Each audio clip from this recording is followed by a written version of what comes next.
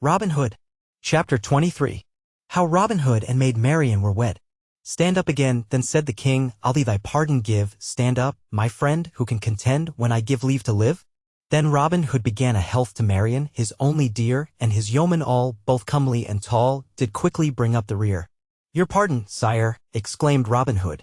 Pardon from your royal bounty for these my men who stand ready to serve you all your days. Richard of the Lion Heart looked grimly about over the kneeling band. Is it as your leader says? He asked. Aye, my lord king, burst from 70 throats at once. We be not outlaws from choice alone, continued Robin, but have been driven to outlawry through oppression. Grant us grace and royal protection, and we will forsake the greenwood and follow the king. Richard's eyes sparkled as he looked from one to another of the stalwart band, and he thought within himself that here, indeed, was a royal bodyguard worth the while. Swear, he said in his full rich voice, swear that you, Robin Hood, and all your men from this day henceforth will serve the king. We swear, came once more the answering shout from the yeomen. Arise, then, said King Richard. I give you all free pardon, and will speedily put your service to the test. For I love such archers as you have shown yourselves to be, and it were a sad pity to decrease such men to death. England could not produce the like again for many a day. But in sooth I cannot allow you to roam in the forest and shoot my deer, nor to take the law of the land into your own hands. Therefore I now appoint you to be royal archers and mine own especial bodyguard. There be 1 or 2 civil matters to settle with certain Norman noblemen in which I crave your aid. Thereafter, the half of your number, as may later be determined, shall come back to these woodlands as royal foresters. Mayhap you will show as much zeal in protecting my preserves as you have formerly shown in hunting them. Where, now, is that outlaw known as Little John? Stand forth. Here, sire, quoth the giant, doffing his cap. Good master Little John, said the king, looking him over approvingly. Could your weak sinews stand the strain of an office in the shire? If so, you are this day sheriff of Nottingham, and I trust you will make a better official than the man you relieve. I shall do my best, sire, said Little John, great astonishment and gladness in his heart.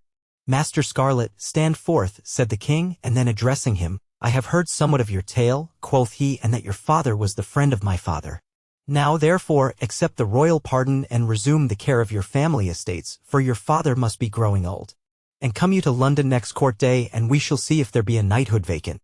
Likewise the king called for Will Stutely and made him chief of the royal archers. Then he summoned Friar Tuck to draw near. I crave my king's pardon, said the priest, humbly enough, for who am I to lift my hand against the Lord's anointed? Nay, the Lord sent the smiter to thee without delay, returned Richard smiling, and 'tis not for me to continue a quarrel between church and state. So what can I do for you in payment of last night's hospitality? Can I find some fat living where there are no wicked to chastise, and where the work is easy and comfortable? Not so, my lord, replied Tuck.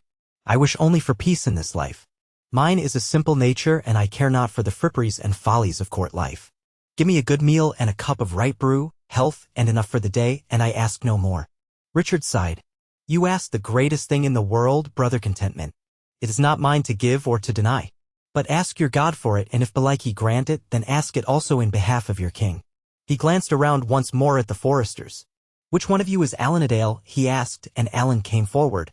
So, said the king with sober face, you are that errant minstrel who stole a bride at Plympton despite her would-be groom and attending bishop. I heard something of this in former days. Now what excuse have you to make? Only that I loved her, sire, and she loved me, said Allan, simply, and the Norman lord would have married her perforce because of her lands, which have since been forfeited by the Bishop of Hereford, added Richard.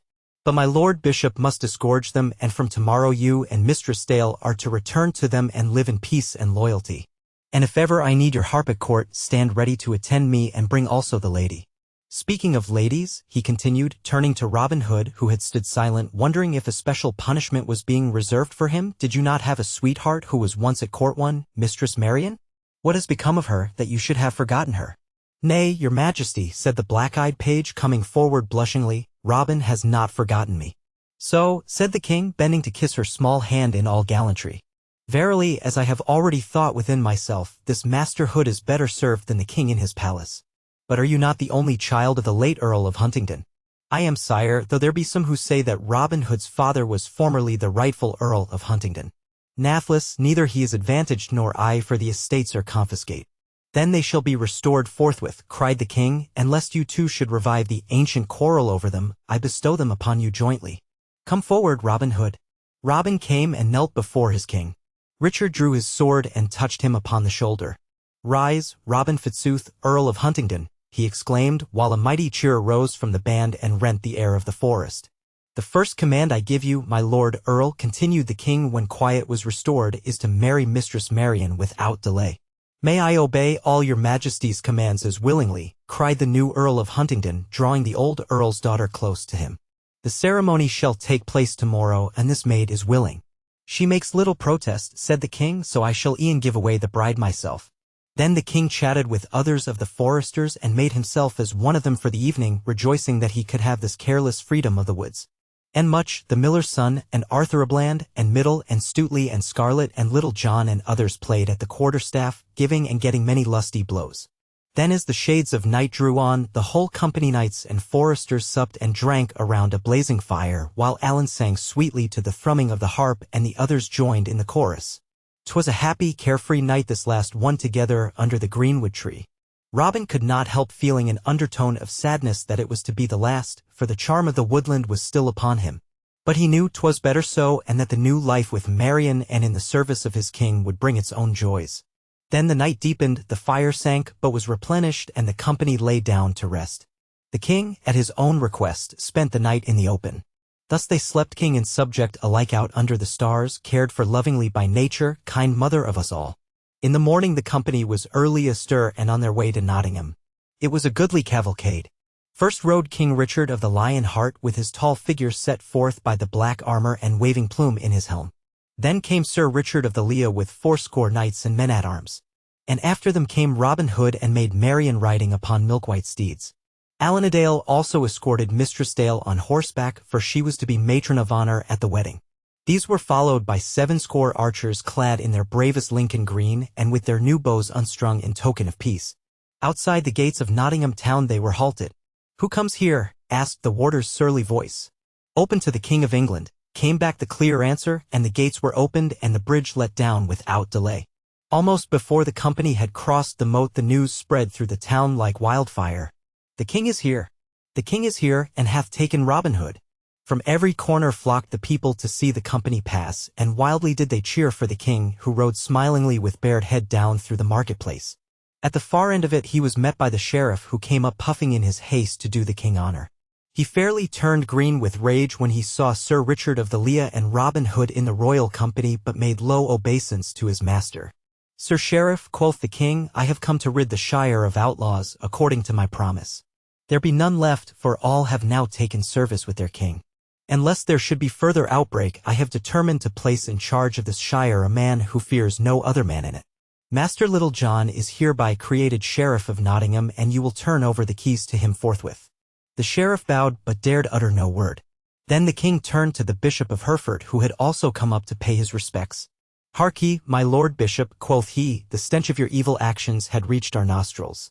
We shall demand strict accounting for certain seizures of the lands and certain acts of oppression which shall become a churchman. But of this later. This afternoon you must officiate at the wedding of 2 of our company in Nottingham church. So make you ready." The bishop also bowed and departed, glad to escape a severer censure for the time. The company then rode on to the mansion house, where the king held high levee through all the noon hours, and the whole town made a holiday. In the afternoon the way from the mansion house to Nottingham church was lined with cheering people as the wedding party passed by. The famous bowmen were gazed at as curiously as though they had been wild animals, but were cheered none the less. Robin, who had long been held in secret liking, was now doubly popular since he had the king's favor. Along the way ahead of the king and the smiling bride and groom to be ran little maids strewing flowers, while streamers floated in greeting from the windows. I ween, the only hearts that were not glad this day were those of the old sheriff and of his proud daughter, who peered between the shutters of her window and was like to eat out her heart from envy and hatred. At last the party reached the church, where the king dismounted lightly from his horse and helped the bride to alight, while Will Scarlet, the best man, assisted Mistress Dale. Within the church they found the bishop robed in state, and by his side Friar Tuck, who had been especially deputed to assist. The service was said in Latin while the organ pealed forth softly. The king gave away the bride, as he had said, and afterwards claimed first kiss for his pains. Then the happy party dispersed, and Robin and Marian passed out again through the portal, man and wife. Out through the cheering streets they fared, while the greenwood men ran ahead and flung gold pennies right and left in their joy and bade the people drink the health of the young couple and the king. Then the whole party took horse at Will Scarlet's earnest wish and went down to Gamewell Lodge, where the old Squire George wept for joy at seeing his son and the king and the wedding party. That night they spent there and feasted, and the next day Sir Richard of the Lea claimed them. And thus, amid feasting and rejoicing and kingly favor, Robin Hood, the new Earl of Huntingdon, and his bride began their wedded life.